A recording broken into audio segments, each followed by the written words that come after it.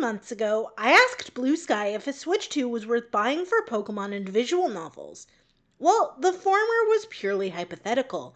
The truth is, I haven't played a Pokemon game in over 20 years. I was gifted a Switch Lite at the tail end of its life cycle, and most of my playtime has been devoted to indies and a couple of Mario games. Buying Pokopia was kind of a gamble for me, and here's why. Hi friends, hope you're whelmed. If you're like me, you grew up watching Pokemon. But I tapped out somewhere in Gen 2, so it's been a while. Plus, I only played the games up to Pokemon Stadium 2. After that, I drifted away from video games for years with few exceptions, but I'd watch my cousins play Pokemon and marvel at how expansive the franchise had become, and how sleek the new designs looked. I mean, usually there were some exceptions, but even when I discovered cozy gaming, getting a Switch wasn't on my radar, since I hadn't been part of Nintendo's ecosystem for years prior. Which is just a long way to say, I've been meaning to pick up Pokemon again, I really have. But it's hard to know where to start. The average Pokemon game costs about $100 here, and if I chose the wrong one, well, that would be a costly mistake.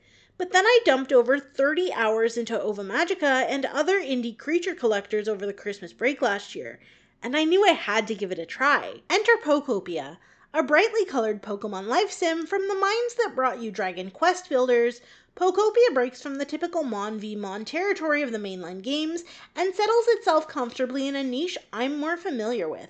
A sidestep into a new era, in the vein of other cozy spin-offs like Pokemon Snap and Hey You Pikachu. Instead of pitting your Ditto against an NPC's Pokemon and expecting pixelated carnage for glory, you are Ditto, and you miss your trainer so badly that you transform into your best approximation of a human, which is still more convincing than the McDonald's CEO taking a Squidward bite of that product, but whatever. You meet Professor Tangrowth, a wise Pokemon left all alone after something made the humans and other Pokemon disappear off the face of what looks to be a post-apocalyptic landscape.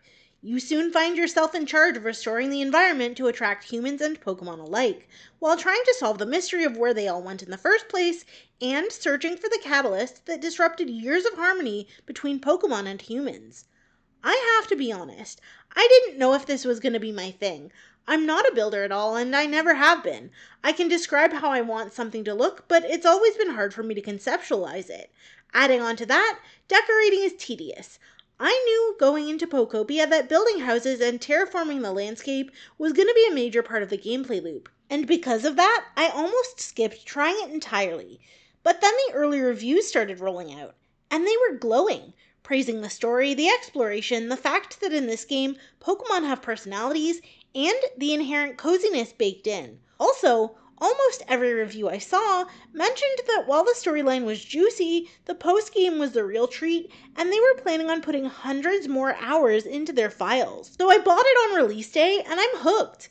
I kept telling myself I'd put the game down to write the script for this video right after I did this one thing, and then this one thing turned into playing for hours and thoroughly loving it.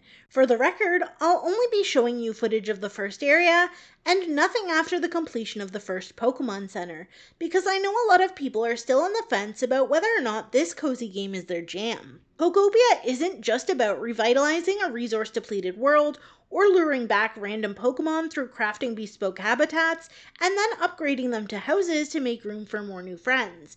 It's more than chasing the storyline to its inevitable conclusion and snapping cute photos along the way. From someone who could probably have been classified as a skeptic, Pokopia is actually probably one of my top 3 coziest games of 2026, and it's only March. I don't know exactly how many hours I've spent glued to my Switch since I got it, but it's also the only first-party Nintendo game that's had this effect.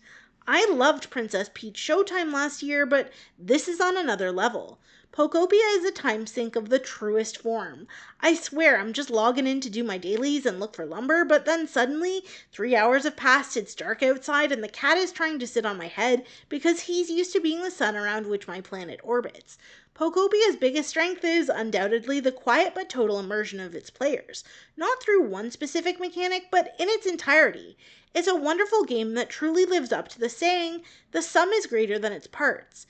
It takes a little bit of inspiration from the cozy genre's best and mixes them together in a way that works without feeling derivative or stale, offering familiarity and comfort without boredom after hours upon hours of playtime. Also, sidebar, the music is incredible. It's familiar, heartwarming, and above all, weirdly soothing. Usually, I can confidently say who the target audience of a game is and who it isn't. For example, I loved Vampire Therapist, but I knew that wouldn't be a universal opinion.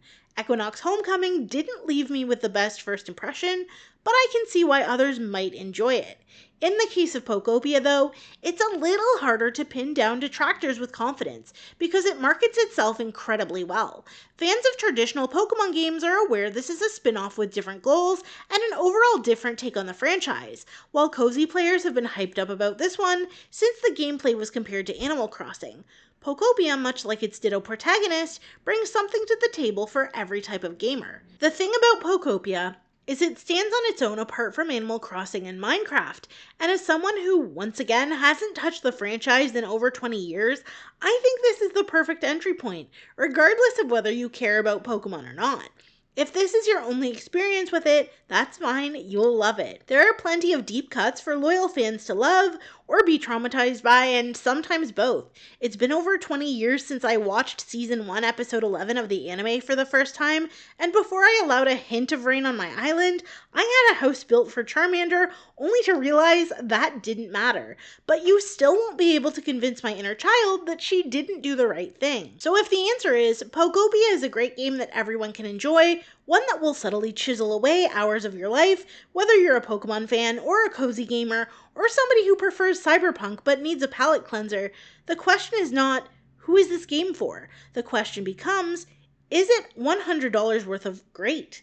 For me, yes it is. The story Pokopia offers is easy to invest yourself in, and the gameplay, while structured, offers enough freedom that it truly feels like you're part of the experience instead of letting the game spoon-feed you what you need to know, while keeping it accessible for players of all ages. And you don't have to rush through the story, because the joy is in traversing your surroundings, looting caves, and discovering the world's secrets. I'm even excited for the in-game events, the first of which is ongoing, and I typically don't care about those. But doubling back to accessibility, sometimes the or reconstruction of the world's elements can get finicky, and while it's not something that stops me from smashing up blocks or placing bridges and stairs, I do have to be careful with it to get the result I want when altering the landscape. I've heard mouse mode mitigate some of these problems, but I haven't used it, so I'm not sure. Honestly, I can only think of tiny nitpicks that might dissuade you from buying and enjoying the game. Naturally, it's a Switch 2 exclusive. If you don't want to buy an entirely new console for just one game, or you don't see yourself picking up a Switch 2 for other games like Yoshi and the Mysterious Book, or next month's Tomodachi Life Living the Dream, well, that takes Pokopia off the table. But you can still participate in GameShare if you know a friend who has a Switch 2. Other than that, if you hate logging in daily or events that offer special rewards like exclusive Pokemon, you may not like those aspects of Pokopia. Even if you're like me and hate building, well, Pokopia has a solution to that problem via pre-built houses you can buy from the in-game shop. A variety of different home styles that, sure, maybe don't look as grand as a builder's hard work, but will work just fine if you're not here to obsess over foundation placement. The pre-built houses do take real time to construct though, so you can either time travel or do what I do and save your bigger projects for when you're about to sign off and sleep. The game resets every day at 5 a.m. anyway, so you won't have to wait long. Also, while the game conveniently offers the things you need when you need them, if only you choose to look around the area or level up the story or talk to the other Pokemon, you won't always get them in order.